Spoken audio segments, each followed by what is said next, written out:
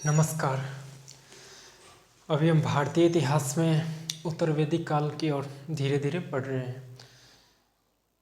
ऋग्वैदिक काल पर चर्चा हो चुकी है, आप पिछली वाली वीडियो जाकर देखिए।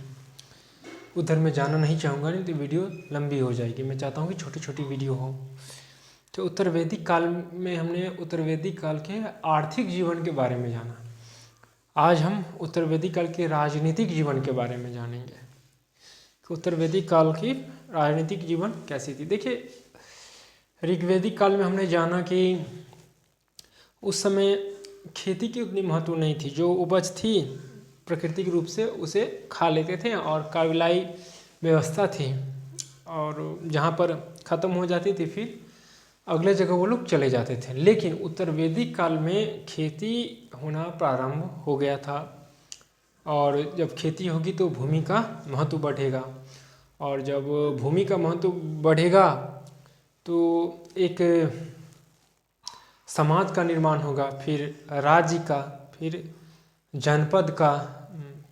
इस तरह से धीरे धीरे करके राजा बने, फिर सम्राट बने। हालांकि इसकी चर्चा नहीं है, लेकिन इसी तरह से होती है। तो इस पर हम देखते हैं। ठीक है, उत्तर वैदिक का राजनीतिक जीवन। उत्तर वैदिक काल में क्या था, कृषि उत्पादन। और अगर दिखाई नहीं दे तो जो मैं बोल रहा हूँ उसको सुनते हुए नोट्स बनाइएगा, ठीक है। यहीं से एग्जाम में पूछे जाते हैं, वही मैं करवाता हूँ जो एग्जाम में पूछे जाते हैं। कृषि उत्पादन और भूमि का महत्व बढ़ने से राजा के कर्तव्य और अधिकारों में वृद्धि हो गई। देखिए, कृषि उत्पादन और भूमि का महत्व बढ़ने से स्वाभाविक सी बात है, राजा के कर्तव्य और अधिकारों में वृद्धि हो जाएगी। जो भी राजा थे, अगर कृषि का उत्पादन हो, भूमि का महत्व बढ़ गया हो, तो उसका राजा का जो महत्व है उसका महत्व भी क्या होगा, बढ़ेगा ही। ऋग्वेद कबीले का मुखिया अब प्रदेशों पर शासन करने लगा। यानी कि पहले ऋग्वेदिक काल में जो मुखिया होती थी ना, वो एक छोटा सा एक समाज का निर्माण करके उसमें रहते थे। पिछली वीडियो में हमने चर्चा करी है कि घर के जो ओल्ड मैन थे, बड़े बुजुर्ग, वो क्या करते थे, सबकी देख रेख करते थे।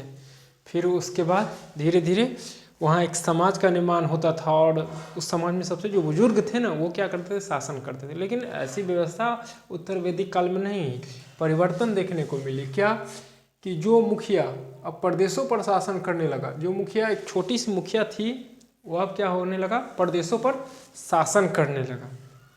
ठीक, जो भी मुखिया था, ओल्ड मैन हो या जिसकी बुद्धि अधिक थी, वो जरूरी नहीं है। अब मेरी बात समझ रहे होंगे। सर्वप्रथम उत्तर वैदिक काल में ही राज्य और राष्ट्र की संकल्पना का उद्भव हुआ। यहाँ पर देखिए, सर्वप्रथम उत्तर वैदिक काल में ही राज्य और राष्ट्र की संकल्पना का उद्भव हुआ। यहीं से राजतंत्र शुरू होती है, राजा की शासन। क्या होता है कि राज्य और राष्ट्र की संकल्पना का उत्पादन हुआ उत्तर वैदिक काल में। छोटे छोटे कबीले अब थे, वो जो मुखिया थे ना, वो क्या करने लगे, बड़े स्तर पर शासन करने लगे। उत्तर वैदिक कालीन राजनीतिक जीवन की प्रमुख विशेषता थी, ध्यान दीजिए, उत्तर वैदिक कालीन राजनीतिक जीवन की प्रमुख विशेषता थी कि छोटे छोटे जन जिसे कबीले कहा जाता था, आपस में मिलकर जनपद, राज्य में परिवर्तन होने लगा। यानी कि छोटे छोटे जो कबीले थे, राज्य, जो जन थे, छोटे छोटे कबीले, वो किस में परिवर्तन होने लगा, राज्य में। और राज्य से इस तरह से परिवर्तित होते होते क्या हुआ, प्रदेश बना, फिर इसी तरह से एक देश बना, बड़े राजा सब शासन करता था। और यहीं से हम 6वीं शताब्दी की ओर जब बढ़ेंगे, नहीं तो यहीं से हम पढ़ना शुरू करेंगे कि राजा सब कैसे आए। नहीं, 6वीं शताब्दी में पढ़ेंगे। अभी इसके बाद ये समाप्त होने की है, 4-5 सात रहा होगा, जिसमें हम आश्रम, 4 आश्रम होते हैं, और जो संस्कार होता है वो पढ़ेंगे। और उसके बाद कुछ टॉपिक रह जाएंगे, उसको देखते हुए हम 6वीं शताब्दी की ओर आगे की ओर बढ़ेंगे, जिसमें हम यहीं से जो जन कबीले, राज्य, सम्राट सबका जो महा सब आया, वो महापद्मानंद, उसके बाद सिकंदर, हमारे तक्षशिला के जो थे आचार्य चाणक्य, फिर आता है मौर्य वंश में चंद्रगुप्त मौर्य, उसी में आ जाता है चंद्रगुप्त, फिर अशोक, ये सब तो फिर बुद्ध काल आ जाता है, ये सब अभी बाकी ही है। तो यहीं से मतलब शुरू हो गई, आप संकेत दे दिया। जिस तरह से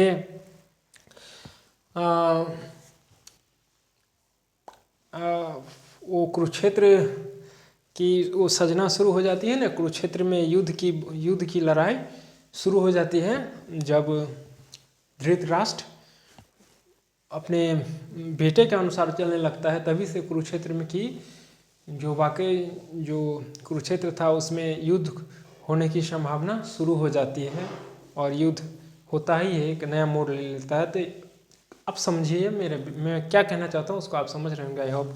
तो मेरे कहने का तात्पर्य जो ये राज्य और राष्ट्र की बातें जो हुई यहीं से शुरू होती है, बड़े बड़े राजाओं की बातें, सम्राट की बातें, जिसमें बड़े बड़े लोग अपना अपना क्या बोलते हैं उसको, तो ये धावा बोलने लगते हैं कि ये मेरा है, ये है अखंड भारत, सब पर चर्चा होंगी। तो कहने का तात्पर्य था यहीं से शुरू हो गई आप कहानी राजाओं की, राज्य की, सम्राटों की, ये सब परिवर्तन होने लगे। पंचाल सर्वाधिक शक्तिशाली राज्य हुआ करता था उत्तर वैदिक काल में। पंचाल जो है सर्वाधिक शक्तिशाली राज्य हुआ करता था उत्तर वैदिक काल में। ऐतरेय ब्राह्मण ऋग्वेदिक काल में पढ़ा चुका हूँ, आप पता कीजिए कि ऐतरेय ब्राह्मण ग्रंथ किस वेद के ब्राह्मण ग्रंथ है, ऋग्वेद के हैं, फिर भी आप पता कीजिएगा। नहीं, ऐतरेय ब्राह्मण ग्रंथ में राज्य एवं राजा की देवीय उत्पत्ति का विवरण मिलता है। ऐतरेय ब्राह्मण ग्रंथ में क्या है, राज्य एवं राजा की देवीय उत्पत्ति का विवरण मिलता है कि देवीय उत्पत्ति से राजा हुआ है। जैसे वो था द्रुपद और द्रौपदी, नहीं जो था द्रुपद की बेटी थी ना द्रौपदी, और उसका भाई का नाम था धृष्टद्युम्न, नहीं जो द्रोणाचार्य के सर काट दिए थे। तो वो सब यज्ञ से जन्मे थे। तो माना जाता था कि यज्ञ से जो उत्पत्ति होती है ना, तो शक्तिशाली माना जाता है, वो शक्ति होती है उसके पास। तो इस टाइप से कुछ था, देवीय उत्पत्ति का विवरण हो गया था। यज्ञ सबकी उत्पत्ति, यज्ञ के माध्यम से लोग हवन करते थे, बलि प्रदान करते थे, सब उत्तर वैदिक काल में हो चुका था। अंधविश्वास भी काफ़ी थी और उनके राजाओं के नाम मिलते हैं। तो दिशाओं में उत्पत्ति का विवरण मिलता है। इसी साहित्य में अलग अलग दिशाओं में शासन करने वाले 5 प्रकार के राज्यों और उनके राजाओं के नाम मिलते हैं। यानी कि जो राजा थे वो अलग अलग राज्यों पर शासन करना शुरू कर दिए थे, जिसमें 5 प्रकार के राज्यों और उनके राजाओं के नाम मिलते हैं, जिस पे शासन करते थे उत्तर वैदिक काल में। अथर्ववेद में राजा परीक्षित का उल्लेख मिलता है।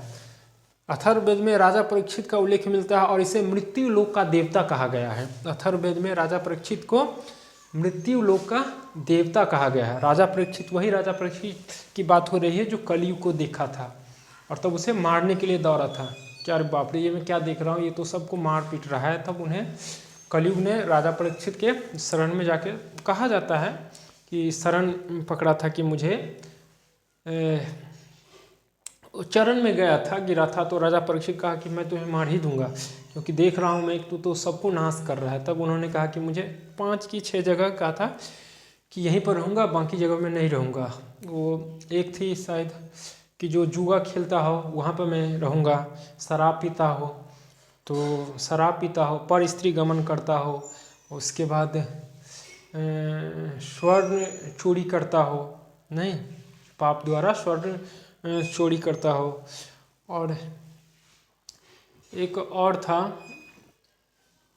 मांस वगैरह सब जो खाता है, पशु बलि सब जो करता है वहाँ पर, और मुझे याद नहीं आ रही है। इसी तरह से 5-6 जगह बोला था कि कलयुग में रहूँगा, और जो भी इस जगह रहेगा जुआ खेलता हो, एक नहीं जुआ खेलता हो, और जो भी इस दायरे में आएगा मैं उस पर अपना प्रभाव दिखाऊंगा और उसकी मति भ्रष्ट करके उसे नाश कर दूंगा।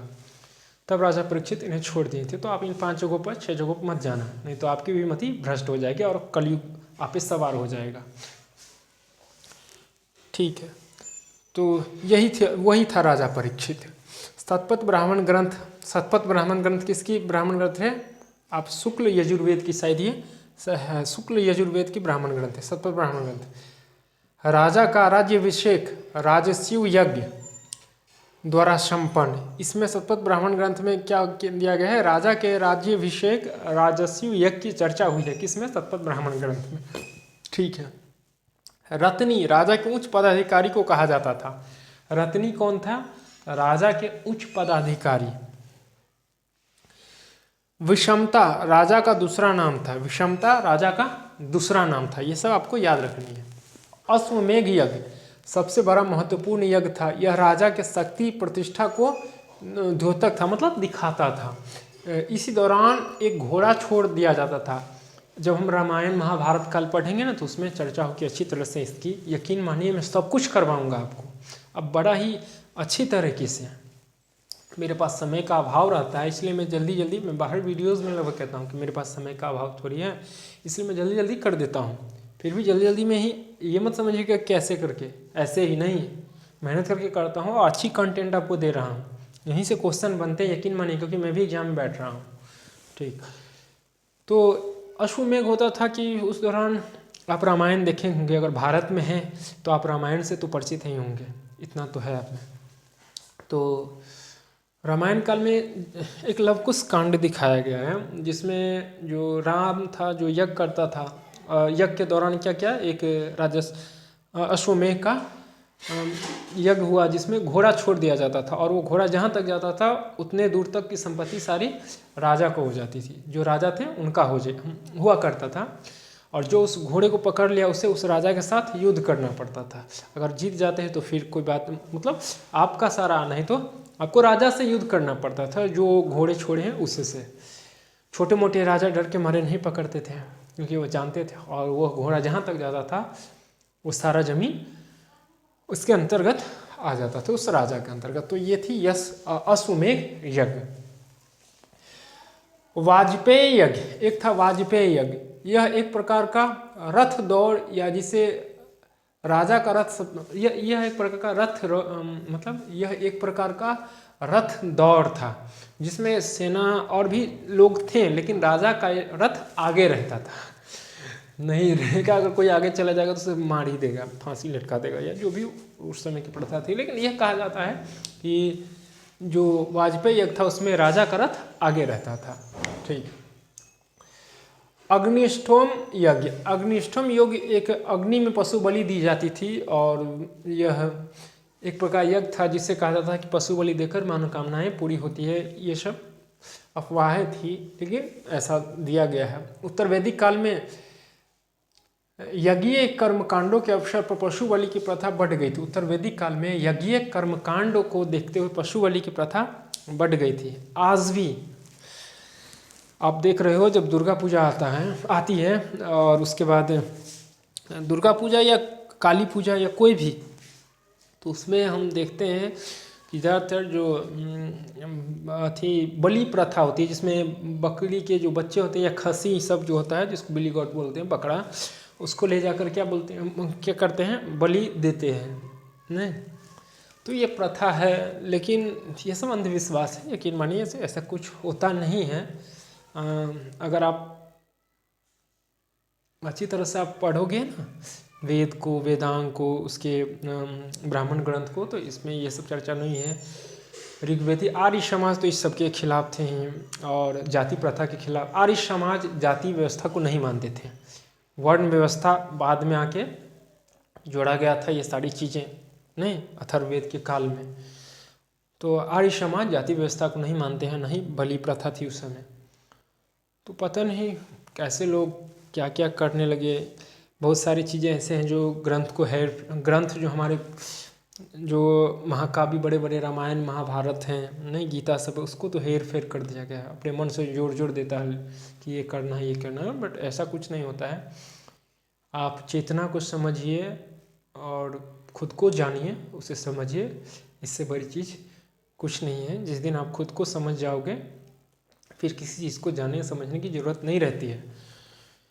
तो ये छोटी सी वीडियो थी, लाइक शेयर सब्सक्राइब कर दीजिएगा ताकि अगली वीडियोस की नोटिफिकेशन आप तक पहुंच सके, शेयर ताकि दूसरे को भी लाभ मिले। ठीक है, धीरे धीरे आराम से हम बढ़ेंगे, सारी चीज़ें बढ़ेंगे। मिलते हैं अगली वीडियो में। नमस्कार।